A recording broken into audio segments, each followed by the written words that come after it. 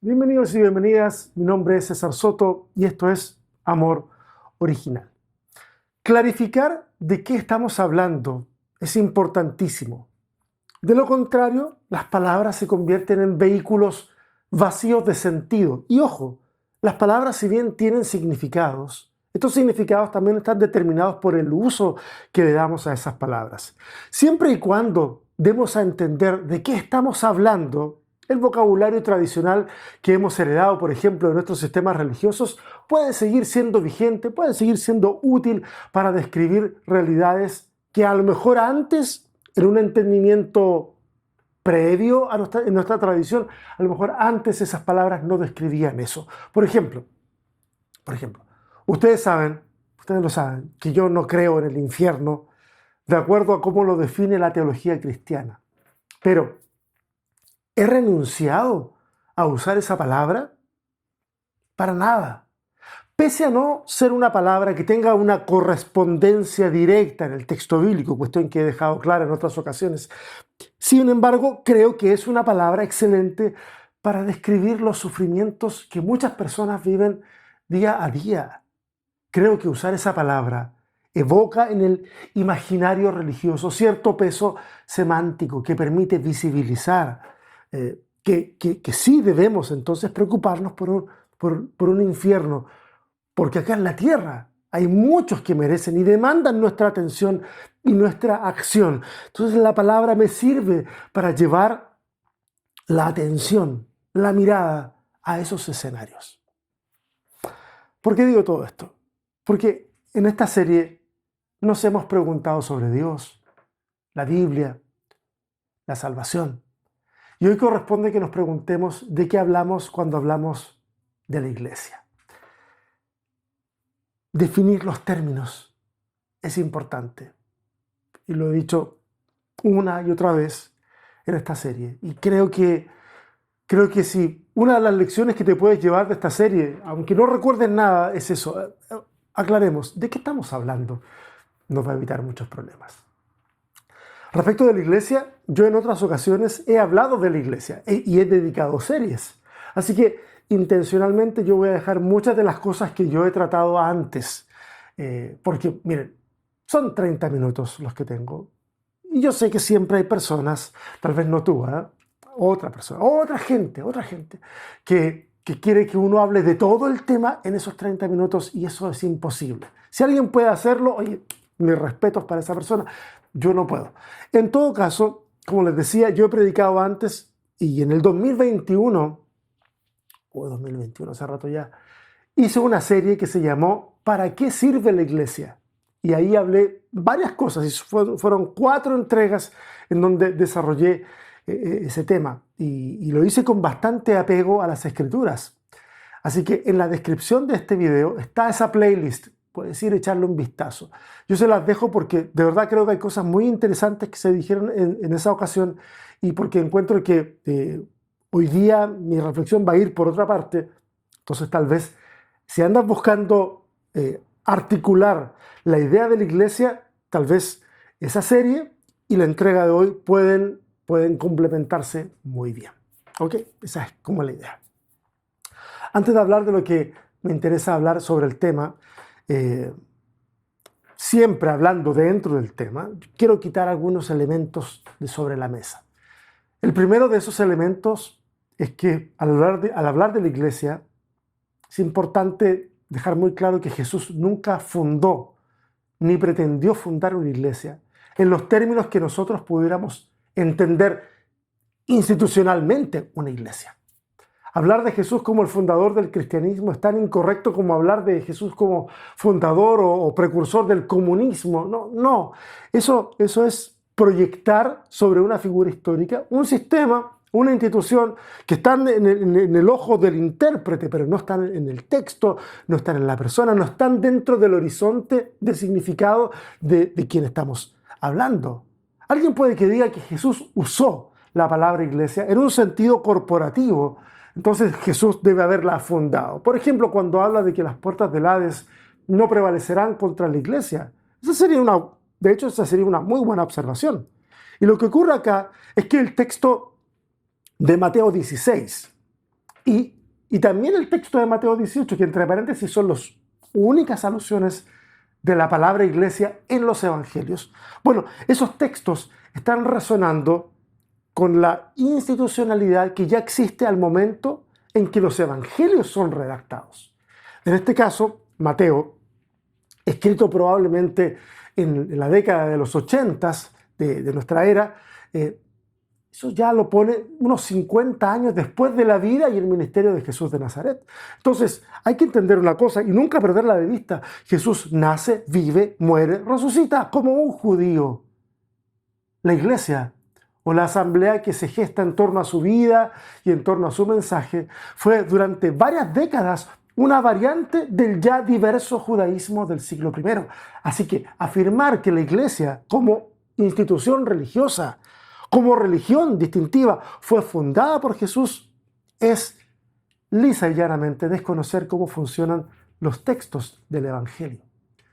Los evangelistas toman el mensaje de Jesús, pero en el proceso de escritura van a reelaborar ese mensaje de tal manera que sea relevante para los receptores que lo van a leer o que van a escuchar la lectura del Evangelio.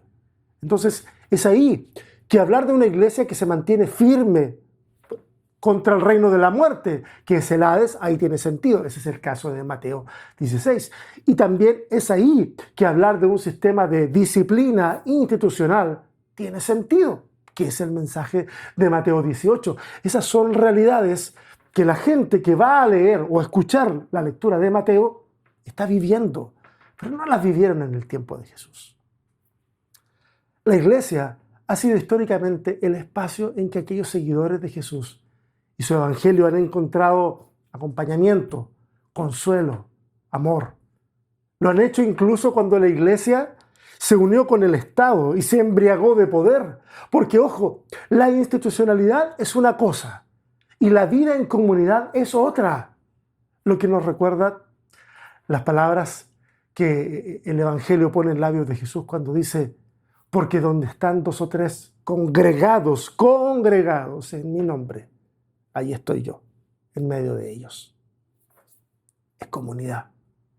Bueno, mi reflexión y esbozo de respuesta del día de hoy no desea construir un caso histórico para justificar cada detalle de lo que tengo entendido como iglesia. Mis pretensiones son mucho más modestas. Lo que quiero hacer es intentar responder hoy. Quiero intentar responder esto hoy, octubre del 2025. ¿De qué hablamos cuando hablamos de la iglesia? Debo decir que como alguien que dedica buena parte de su tiempo a acompañar a una comunidad de fe, sé que hablar de la iglesia en tanto institución es para muchas personas que yo conozco por este trabajo pastoral. Para muchas de esas personas, hablar de iglesia es hablar de dolor, es hablar de abusos, es hablar de un espacio en el que fueron en búsqueda del rostro de Dios, pero que en el proceso se encontraron con el rostro más horrendo del ser humano. Y es que hablar de la iglesia es hablar de un espacio que, al ser comunitario, invita a ser vulnerable. Es hablar de un espacio en el que la gente tiende a bajar la guardia. Y ojo, así debiera ser cuando nos vamos a la comunidad, a una comunidad que predica del amor de Dios. Pero no siempre esa invitación ha venido de personas que quieren lo mejor para ti. En muchos y lamentables casos, esas invitaciones han venido de parte de personas que quieren que bajen la guardia para ver cómo sacar lo mejor de ti, pero para su beneficio. ¿Es esa la norma en las comunidades de fe? Honestamente creo que no lo es. Pero el hecho de que existan estas realidades amerita que se les nombre y amerita que yo les haga la siguiente invitación. Si estás en un espacio así, probablemente ya te has dado cuenta que es así. Pero tu mente ha buscado la manera de justificar todo eso, aunque ya hayas experimentado el abuso y la manipulación. Porque es probable que minimizar el abuso sea la única forma que conoces para poder mantener la esperanza. Porque si dejas ir eso, si dejas ir esa esperanza, entonces tu mundo se viene abajo. Déjame decirte que te entiendo, porque he escuchado la misma historia con distintos personajes cientos de veces. Si ese es tu caso, quiero decirte algo. Hay vida después de la iglesia. La hay en otros espacios religiosos también. Y la hay fuera de todos los espacios religiosos, si es que así decides que continúe tu vida. Puedes vivir sin el estímulo emocional que te hace sentir bien cada semana y que te hace creer que si no estás ahí, entonces te estás perdiendo la bendición. Y no solo puedes vivir después de la iglesia, además puedes crecer y redescubrir una espiritualidad como nunca antes la imaginaste. No te quedes en donde el precio de ser aceptado lleve implícito castrar tu vida e hipotecar tu dignidad. No lo hagas, créeme, no vale la pena. Y ya que estoy hablando del corazón, quiero confesarles algo que a lo mejor a alguien le puede parecer ridículo. Se lo digo igual. Me dan miedo las iglesias que amasan grandes cantidades de poder y recursos. Sobre todo aquellas que terminan en una jerarquía en punta, esas en las que todo termina al final en una persona, en la más poderosa. Me dan miedo porque la historia de la iglesia en general, ¿cierto? Moderna y antigua, y también en el texto bíblico o las instituciones religiosas, esa historia me ha enseñado que con demasiada frecuencia esos recursos y ese poder tienden a degenerar en sistemas corruptos en los que se instrumentaliza a la gente, se le manipula por el bien de la institución, se tranza con ideologías políticas a fin de obtener cuotas de poder en otros espacios, etcétera, etcétera. Si tú me dices que conoces grandes iglesias, mega iglesias que no se ajustan a mi descripción, no me queda otra que creerte y felicitarte. Qué bueno por ti. A mí, por lo menos, a mí no se me viene ninguna a la cabeza que pudiera decir que es saludable. Tal vez me falta ver gente, tal vez me falta conocer espacios, te lo concedo, tal vez sea eso. Entonces, si Jesús no fundó una iglesia y no parece haber en el texto bíblico la intención de que el movimiento de Jesús se transformara en una nueva religión, entonces, ¿qué es la iglesia? ¿Qué es la iglesia? Permítanme que yo les diga lo que pienso que es la iglesia. La iglesia es el lugar en donde el ser humano afronta su finitud, pero en comunidad, donde la verdad no se impone, sino que se busca en relación con el prójimo, y donde la palabra de Dios, la palabra divina, acontece como interpelación que emana desde el amor, no desde la imposición. La iglesia es lo pequeño. La iglesia es un microcosmos en donde la manifestación del reino fermenta, como la levadura en la masa, como la semilla en la tierra, en silencio, invisible a los sentidos, pero con un impacto enorme hacia afuera, hacia aquellos que no son iglesia. La iglesia es también un espacio de encuentro en el que nos comprometemos a deponer el egoísmo y la posición social para poder vernos a los ojos y reconocernos como iguales, incluso reconocer en el otro a alguien mayor a mí mismo, aunque los sentidos y los méritos pudieran sugerir lo contrario, porque creo que esa es la única forma de poder escuchar a mi hermano, a mi hermana y valorar genuinamente lo que dice. De lo contrario, esa escucha puede ser una mera condescendencia, puede ser escuchar al otro con la esperanza de que se calle pronto, porque lo que yo tengo que decir es más importante, es más informado, es mejor.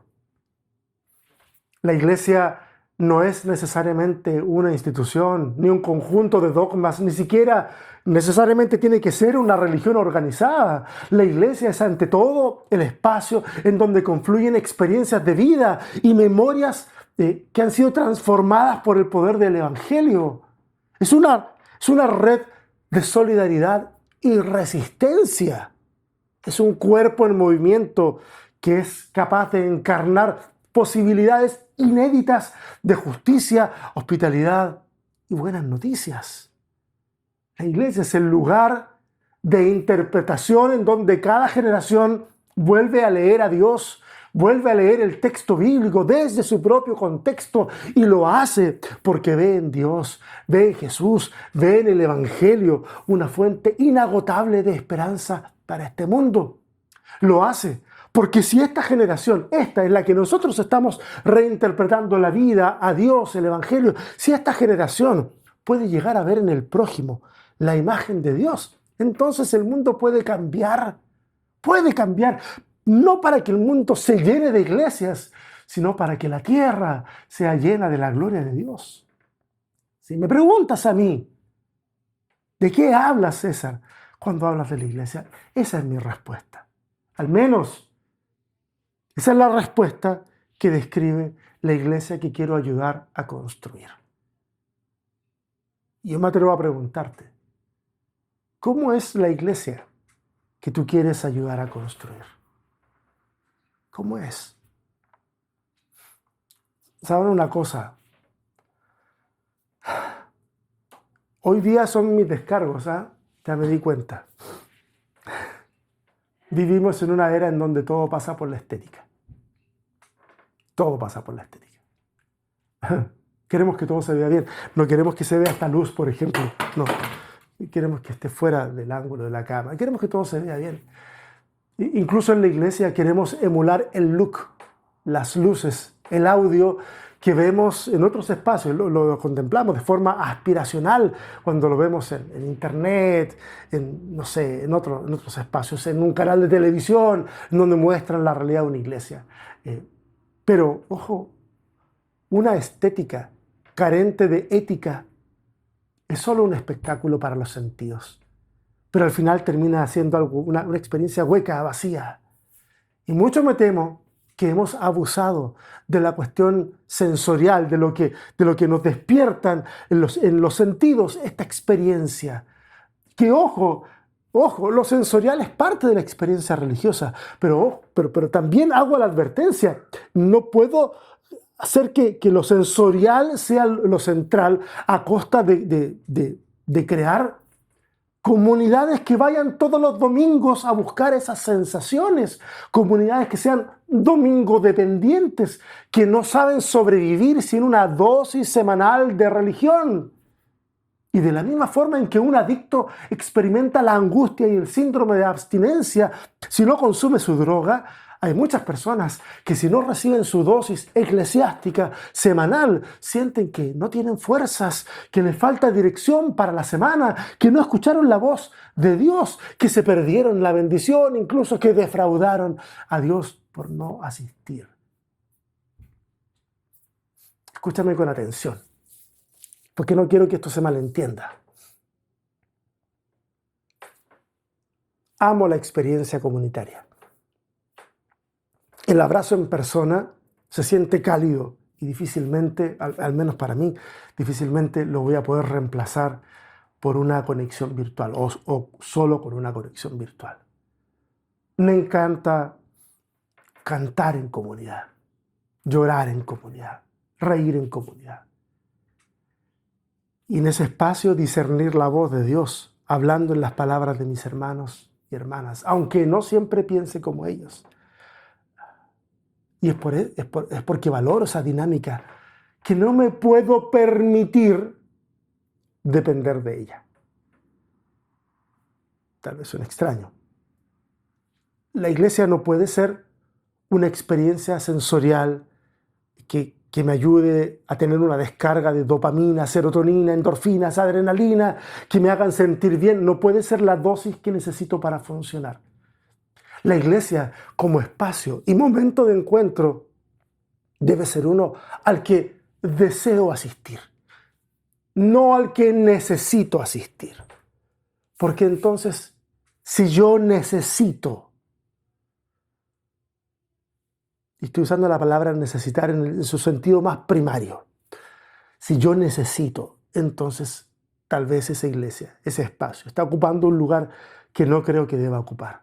Tal vez la iglesia esté ocupando el lugar de Dios o incluso la experiencia religiosa puede estar enmascarando un comportamiento adictivo. Tal vez lo que yo necesito, con todo el respeto, es rehabilitación, no es hablar todas las semanas en lenguas. Tal vez lo que yo necesito es terapia y no llenarme de actividades de una iglesia. Insisto, lo digo con todo el respeto del mundo, pero también lo digo con conocimiento de causa. ¿Queremos construir esa experiencia de iglesia? ¿Cuál es el poder transformador de una iglesia que vive el Evangelio desde esa vereda? Yo no puedo negar que pueden haber efectos positivos que se pueden extraer de esa experiencia, pero ¿es por esos efectos que vamos a hacer iglesia? Por otra parte, hoy en el mundo estamos a expensas de la tentación del poder en la iglesia. Pero no solamente del poder religioso, que ya es bastante. Ahora, y tal vez como nunca antes en la experiencia de la iglesia en Latinoamérica, estamos enfrentando la tentación del poder político. Y me pregunto, ¿es esa la iglesia que queremos construir? ¿Es esa la iglesia que se podría construir desde los dichos de Jesús que nos animan a servir al prójimo en contraste con ser servidos en la forma en que los gobernantes de la tierra ejercen el poder? Es la iglesia que podemos construir de las declaraciones de Jesús, en donde a punto de enfrentar la crucifixión le dice a Pilato que su reino no corresponde a los intereses de los reinos de este mundo. ¿Es esa la iglesia que podemos construir en base al Evangelio? Me parece que no. La iglesia del mundo, de todo el mundo, está bajo la tentación que le ofrecen las voces que dicen que hay gobernantes que tienen un mandato divino para gobernar. Lo escuché esta semana de personas que estaban justificando el accionar de un presidente y cómo justificar una tercera elección. Como si estuviéramos enfrentando las monarquías, hablando de monarquías de la Edad Media, derecho divino, mandato divino a gobernar. O que si ese susurro que dice que si amas a Dios debes votar por ellos o por ellas, o que son los cristianos los que deben ocupar los puestos de poder porque Dios nos ha puesto por cabeza y no por cola. ¿Se dan cuenta de la seducción del poder, del coqueteo del poder con la iglesia? ¿Es esa la iglesia que queremos construir? ¿Una iglesia que abraza el poder? Cuando la iglesia abraza el poder, tiende a dejar de abrazar al necesitado. Y ese es parte del rechazo que tengo con esos modelos. Iglesia, no hipoteques tu rol profético, no lo vendas. Desde la política, los candidatos harán todo lo posible para que lo hagas. Y ¿sabes? Está bien, están en su derecho, es su trabajo, es parte de su estrategia. El problema no es con ellos, el problema es nuestro. El problema es nuestro. Es nuestro. Que me dan ganas de empezar a hablar de política, pero empezar a hablar de política en este momento sería casi empezar a hablar de política muy local, Chile. Y ustedes son de distintos lugares. Así que podemos hablar de política en otro momento, tal vez. La iglesia no debe ser un espacio de estrategia para el poder. Tampoco uno al que vamos para consumir el producto espiritual que necesitamos para luego irnos y regresar la semana siguiente por la próxima dosis. La comunidad que reunió Jesús en torno al Evangelio es distinta. Es horizontal, es amorosa, es diversa. Restaura la dignidad de aquellos a los que el sistema religioso les dijo: ustedes no son dignos. Esa es la iglesia. La iglesia es una realidad de servicio, no de ejercicio del poder. Es un lugar en donde las cosas no están dispuestas para que las cámaras tomen el mejor ángulo y las luces creen entonces el ambiente necesario para el show. No. Es un lugar en donde no sé si se alcanza a ver en la cámara la mesa, pero es un lugar donde la mesa está servida, en donde abundan las risas, abundan las lágrimas, abundan los abrazos y abunda también el mirarnos a los ojos. Por eso es tan importante que tú tú, no yo, tú definas de qué hablas cuando hablas de la iglesia. Porque dependiendo de lo que tú definas, es que las piezas de este rompecabezas van a caer en su lugar. Si no somos capaces de articular una iglesia basada en los principios del Evangelio, cualquier propuesta que nos parezca atractiva a los ojos y a los oídos va a ser bienvenida. Y no se trata de eso. Mi invitación es a que te sientes uno de estos días, tal vez hoy, y pienses, ¿de qué hablo cuando hablo de la iglesia? ¿Cuál es la iglesia? ¿Cuál es el tipo de iglesia que quiero ayudar a construir? Gracias por haber estado conmigo en esta breve serie, 4 entregas. Se nos vienen, en las próximas semanas, se nos vienen lindos encuentros con Joe, con Víctor, con Fernanda, con Efraín. Luego viene la Eucaristía y de ahí de cabeza nos vamos a la miniserie de Adviento y se nos acabó el año, señoras y señores. Oye, ay Señor, sí, verlo de esa forma, ok, mejor dejo de verlo de esa forma. Les quiero mucho. Gracias por la paciencia. No olvides ser una buena noticia para alguien hoy. Nos vemos. Bye.